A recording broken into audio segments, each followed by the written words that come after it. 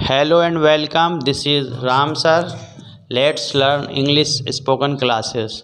मैं आज आपको एक्टिव और पैसिव वॉइस बनाना बहुत आसान तरीके से समझाता हूँ, क्योंकि एक्टिव पैसिव में जो स्टूडेंट होते हैं वो उसको बहुत सारी चीज़ें याद रखना पड़ता है, लेकिन आज मैं आपको इतनी आसान तरीके से बताऊँगा, अगर आपने इसको देख लिया तो कभी एक्टिव पैसिव की आपको दिक्कत नहीं आएगी।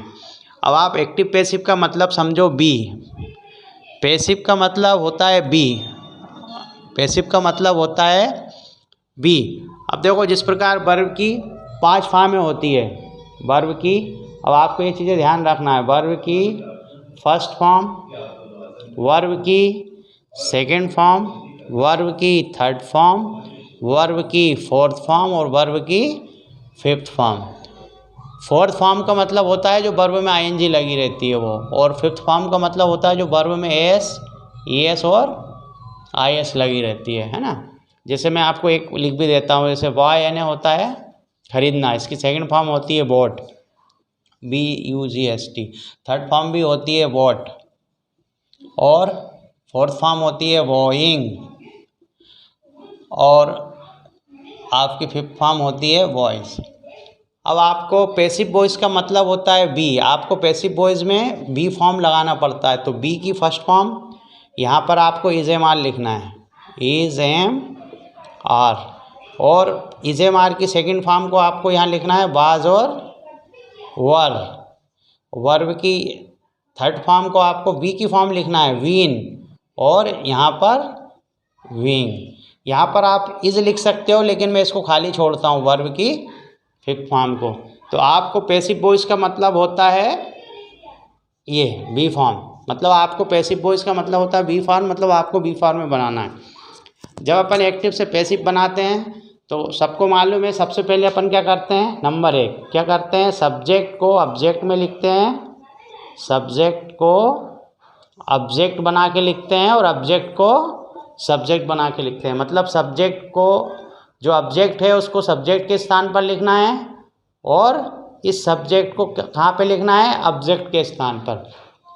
तो ये सबसे पहला काम करना पड़ता है। तो सबसे पहले जैसे सब्जेक्ट में आपका आई हो तो ऑब्जेक्ट में मी हो जाएगा, अगर मी ऑब्जेक्ट में हो तो आई हो जाएगा, अगर यू है तो यू का यू रहता है, भी का अस होता है, दे का देम होता है, और ही का हिम होता है, और सी का हर होता है, तो इट का इट रहता है। बाकी किसी का नाम आ जाए वो सेम टू सेम रहता है।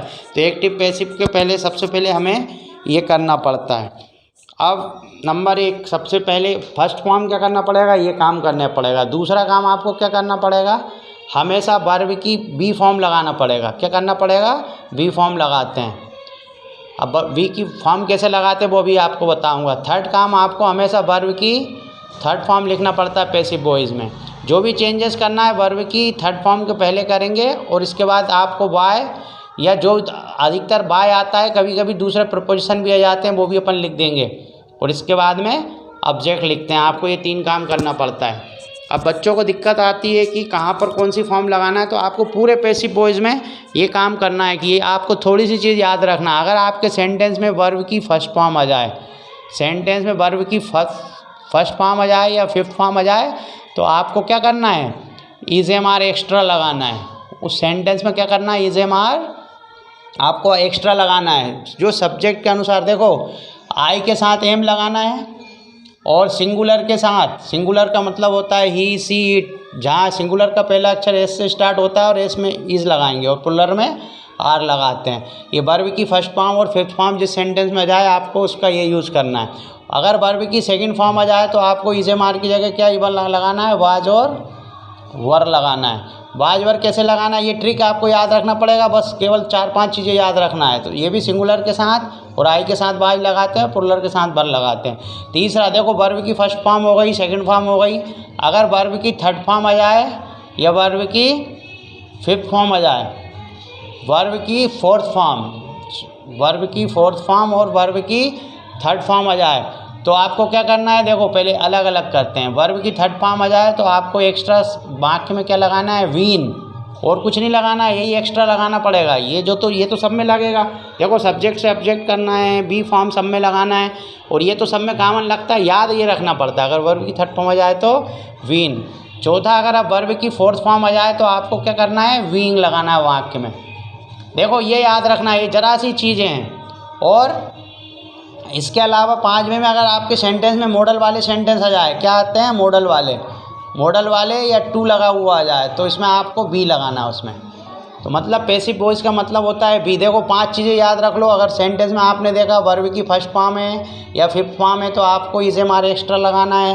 वर्ब की सेकंड फॉर्म है तो बाज वर लगाना है। वर्ब की थर्ड फॉर्म है तो बीन लगाना है। वर्ब की फोर्थ फॉर्म है तो बीइंग लगाना है। और मॉडल और ये आ जाए तो बी लगाना है। इसके अलावा हमेशा सब्जेक्ट को ऑब्जेक्ट बनाते हैं, वर्ब की थर्ड फॉर्म लगाते हैं, और वाई अधिकतर वाई लिखते हैं, कहीं कहीं 1% अदर प्रपोजिशन भी आ जाता है। तो बस अब आप देखो कितनी आसानी से इस ट्रिक के द्वारा पूरा एक्टिव से पैसिव आप सीख जाओगे। अब देखिए आप अपन कोई से भी एग्जाम्पल लेने हैं। देखो इतनी इम्पोर्टेंट ट्रिक है ये। जो लोग एक्टिव पैसिव बिल्कुल कुछ भी याद नहीं रखना है, कुछ भी। अगर आपने ये 5 चीज़ याद रख ली तो आपका एक्टिव पैसिव आप इतनी आसानी से सीख जाओगे। अब देखो मैं आपको पहला सेंटेंस बनाता हूँ। अब जैसे पहला सेंटेंस लिखा है I tell a lie. I tell a lie in the school. ठीक है, ये सेंटेंस लिखा हुआ है। तो देखिए ये आपका सब्जेक्ट हो गया, ये सब्जेक्ट हो गया, ये टेल क्या हो गई, आपकी वर्ब की फर्स्ट फॉर्म हो गई। देखो वर्ब की फर्स्ट फॉर्म, वर्ब की सेकंड फॉर्म हमेशा सब्जेक्ट के बाद आती है। और एल आई हो गया आपका ऑब्जेक्ट, और इन द अदर वर्ड हो गया आपका जो बचा हुआ वो हो गया अदर वर्ड। तो अपन सबसे पहले पैसिव वॉइस बनाते तो क्या करते हैं, ऑब्जेक्ट को पहले लिखते हैं सब्जेक्ट बना के। देखो आपने वर्ब की फर्स्ट फॉर्म देखी यहाँ पर, तो वर्ब की फर्स्ट फॉर्म है तो आपको एक्स्ट्रा क्या लगाना है, वर्ब की फर्स्ट फॉर्म है फिफ्थ फॉर्म है तो सब्जेक्ट को ऑब्जेक्ट को जब सब्जेक्ट बना के लिखोगे तो उसके साथ इसे माल लगाना है। अब आपने देखा एल आई सिंगुलर है तो आपने देखो एल आई लिखा, एल आई के साथ वर्ब की फर्स्ट फॉर्म में आपको इस वाक्य में एक्स्ट्रा क्या जोड़ना, इज़। तो एल आई इज़। अब बस आपका आंसर आ गया, एल आई इज़। वर्ब की थर्ड फॉर्म लिखना ये हो गया टोल्ड। और फिर जैसे ही थर्ड फॉर्म लिखोगे बाय लिख दोगे। कहने का मतलब वर्ब की थर्ड फॉर्म लिखना है, इससे पहले वी फॉर्म लिखना है। देखो अपन ने वी फॉर्म लिख दी, और कैसे लिखना है ये 5 चीज़ आपको याद रखना है। और जैसे ही बाय लिखेंगे इसके बाद आई को मी हो जाएगा और बचा हुआ other word in the school. कोई सा भी पूरी इंग्लिश के आप एक्टिव पैसिव बनाना सीख गए। चलो दूसरा मार्क लेते हैं। He what, BUGST, he what a car.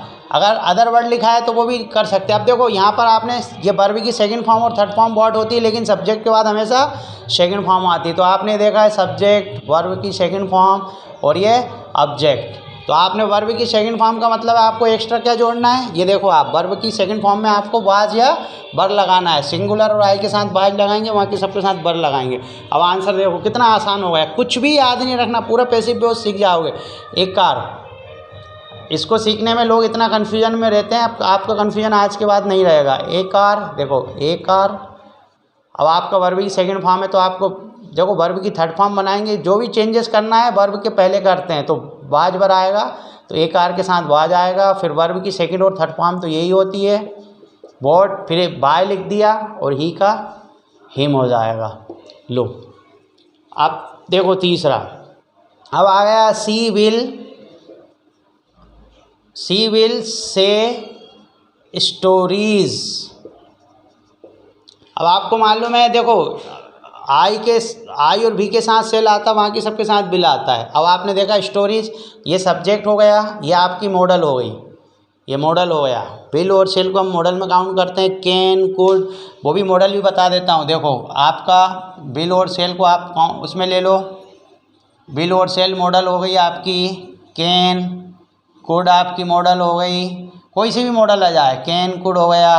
May, might, must, है ना। वुड, बिल के साथ वुड भी आ जाएगा, है ना। ये शुड, ये सब मॉडल होती हैं। तो आपको मॉडल आ जाए वाक्य में तो आपको क्या करना है, देखो मॉडल आ गया तो आपको क्या लगाना है, एक्स्ट्रा बी लगाना है। बस ये याद रखना है, ये वाले बाकी वर्ब की थर्ड फॉर्म हमेशा लगाते हैं, सब्जेक्ट को ऑब्जेक्ट बनाते हैं, ये पूरा कॉमन है। अब यहाँ स्टोरीज, आंसर क्या जाएगा स्टोरीज, इतना उलझने की ज़रूरत नहीं। स्टोरीज आई और वी के साथ सेल, बाकी सबके साथ विल, स्टोरीज विल। अब आपको देखो मॉडल आया तो बी लगाना है, जो भी चेंजेस करना वर्ब के पहले, फिर इसकी थर्ड फॉर्म सेड, फिर आपको वाई लिखना है। देखो बी और बी, दो बी आ गई है ना, मतलब आप समझो जो भी चेंजेस करना है बी फॉर्म वर्ब के पहले लगाएंगे, वर्ब थर्ड फॉर्म लगाने के बाद वाई लिखेंगे और हर हो जाएगा। पूरी अंग्रेजी के कोई से बना लो, देखो जैसे Ram is writing a letter, writing a letter. अब आपको देखो इसमें ये सब्जेक्ट हो गया, ये आपकी हेल्पिंग वर्ब हो गई, ये वर्ब की फोर्थ फॉर्म हो गई और ये ऑब्जेक्ट हो गया। देखो वर्ब की फोर्थ फॉर्म में आपने देखा यहाँ पर आपको एक्स्ट्रा वर्ब के पहले क्या लगाना है, बीइंग लगाना है, और कुछ चेंजेस नहीं करना है। तो आपको देखो क्या करेंगे, सब्जेक्ट की जगह ऑब्जेक्ट लिख देंगे, सब इसको यहाँ पर लिखेंगे, हेल्पिंग वर्ब की जगह हेल्पिंग वर्ब लिखेंगे। बस आपको ये ध्यान रखना है, ये सब्जेक्ट के अनुसार हेल्पिंग वर्ब लिखी तो अपने को यहाँ ऑब्जेक्ट के अनुसार लिखेंगे। वर्ब की थर्ड फॉर्म लिखना है, इसके पहले वी फॉर्म लिखना है और इसके बाद में वाई लिखना है और अपना ये लिखना है। अब देखो कितना आसान हो गया। आप इसका आंसर लिखेंगे ए लेटर, ए लेटर। अब ए लेटर के साथ भी इज आता है, ए लेटर इज। अब आपकी वर्ब की फोर्थ फॉर्म है तो आपको वर्ब की थर्ड फॉर्म बनाना, तो बीइंग लगाएंगे इसके पहले और वर्ब की थर्ड फॉर्म हो जाएगी रिटर्न, इसके बाद वाई लिखेंगे और राम का राम हो जाएगा। आपको कुछ भी याद नहीं करना है। देखो अगर यहाँ बाज आ जाएगा तो यहाँ बाज लगा देंगे। अब आपका 5 बार देखो और बताता हूँ, आई हैव टोल्ड स्टोरी, ये है आपका सेंटेंस। तो आपने देखा है, देखो ये सब्जेक्ट हो गया, ये हेल्पिंग वर्ब हो गई, यहाँ वर्ब की थर्ड फॉर्म हो गई और ये आपका अदर वर्ड ऑब्जेक्ट हो गया। अब आप देखा वर्ब की थर्ड फॉर्म आ जाएगी तो आपको क्या करना है, आपको एक्स्ट्रा बीन लगाना है, वो भी किसके पहले, वर्ब की थर्ड फॉर्म के पहले। तो आपका आ गया ए स्टोरी, ए स्टोरी के बाद में देखो हेल्पिंग वर्ब सब्जेक्ट के अनुसार लिखी या ऑब्जेक्ट के अनुसार लिखेंगे, यहाँ हेज हो जाएगा।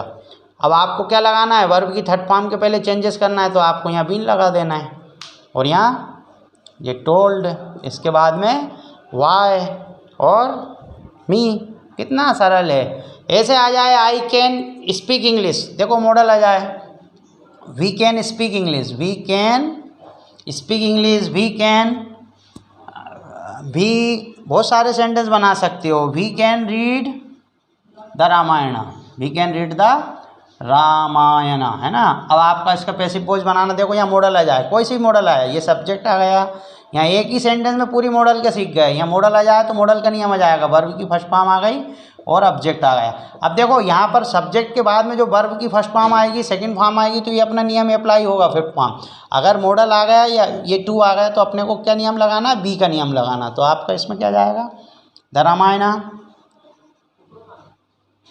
The Ramayan.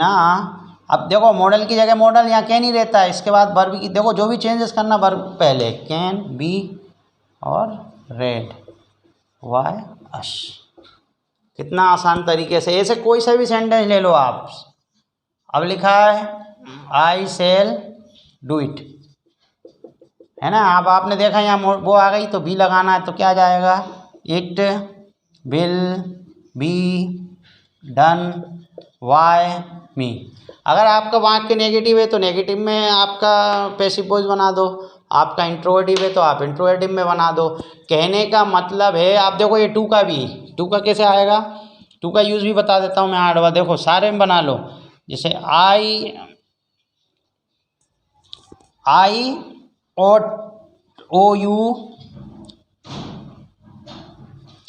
ought to obey it। अब आपने देखा यहाँ पर टू आ गया, है ना, ये मॉडल और टू आ गया, तो इसमें कौन सा नियम लगेगा, टू का। तो यहाँ आपको बी लगाना है, या मॉडल आ गया तो यहाँ टू लगा दो, एक ही बात है, दोनों में कॉमन हो गया। तो आपको क्या करना है, यहाँ हो जाएगा इट ought to, इसके बाद में आपको बी लगा देना। फिर जो भी चेंजेस करेंगे हमेशा वर्ब की उसमें करेंगे, थर्ड फॉर्म लगा देंगे ought और बाय और मी। कहने का मतलब देखो इतने आसान तरीके से आपको पूरे पैसिव वॉइस सिखा दिए। अब आप देखो अगर आपके सेंटेंस में पहले से अगर बीन लगा है तो आप नो चेंज करोगे, present perfect continuous, past perfect continuous और फ्यूचर परफेक्ट कंटिन्यूअस में इसलिए नो चेंज आया था। अगर आपके सेंटेंस में बी लिखा है तो फ्यूचर कंटिन्यूअस टेंस में बी आता तो उसका नो चेंज होगा। आपको कुछ याद नहीं रखना है, केवल ये फॉर्म है। देखो वर्ब में ये 5 फॉर्म के अलावा कोई सी फॉर्म नहीं होती है, मॉडल होते हैं, इसके अलावा वाक्य बनते नहीं हैं। ये आप पूरे एक्टिव से पैसिव वॉइस बनाना सीख गए। बस आपको ये याद रखना है कि सेंटेंस में वर्ब की फर्स्ट फॉर्म आ जाए या फिफ्थ फॉर्म आ जाए तो आपको एक्स्ट्रा इजे मार्क लगाना है, वर्ब की सेकंड फॉर्म आ जाए और तो आपको बाजबर लगाना है, वर्ब की थर्ड फॉर्म आ जाए तो बीन लगाना। सब्जेक्ट के बाद हमेशा वर्ब की फर्स्ट फॉर्म आती है, फिफ्थ फॉर्म आती है और सेकंड फॉर्म आती है। और वर्ब की देखो कभी कभी वर्ब की सेकंड और थर्ड फॉर्म एक जैसी होती है तो इसमें कन्फ्यूजन का कोई मैटर नहीं है, क्योंकि सब्जेक्ट के बाद में लिखी है तो वो सेकंड फॉर्म, अगर सब्जेक्ट के बाद में लिखी हेल्पिंग वर्ब के बाद लिखी है तो वो वर्ब की थर्ड फॉर्म होती है। तो आपको ये याद रखना है, वर्ब की फर्स्ट फॉर्म, फिफ्थ फॉर्म तो इजे मार, वर्ब की सेकंड फॉर्म तो वॉज वर्ब, वर्ब की थर्ड फॉर्म। आज तक आपने यूट्यूब में भी ऐसा कोई वीडियो नहीं देखा होगा कोई इतना आसान तरीके से आपको पूरा एक्टिव से पैसिव समझा दे। मैं आपको और भी रूल्स लेके आऊँगा, इतना आसान तरीके से आप एक्टिव पैसिव सीख गए। इसके अलावा जैसे अगर यहाँ पर आपका वाई इंट्रोएटिव सेंटेंस हो जाए तो इंट्रोएटिव करके लिखना है, अगर बाय आ जाए तो बाय का बाय लिख दो, हाउ आ जाए तो हाउ का हाउ लिख दो। ये एक्स्ट्रा अदर वर्ड जैसे अपन ने छोड़ दिया था, शुरू वाला शब्द छोड़ के ये वाला नियम पूरा अप्लाई उसमें भी हो जाएगा। इसी प्रकार से आप दूसरे बना सकते हो। Thank you very much.